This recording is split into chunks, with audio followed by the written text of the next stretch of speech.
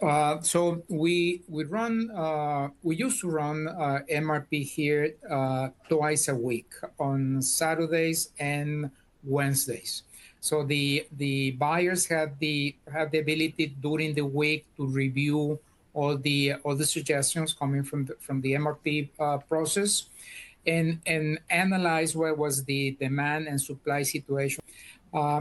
Based on the analysis, the buyer was was required to create the PO, get a copy of the PO, email the PO to the supplier. Okay, uh, we had problems where that answer back from the suppliers didn't arrive, and we didn't know if the supplier really got the email confirming our PO. So we had to spend a lot of time chasing suppliers just to make sure that the information got to them,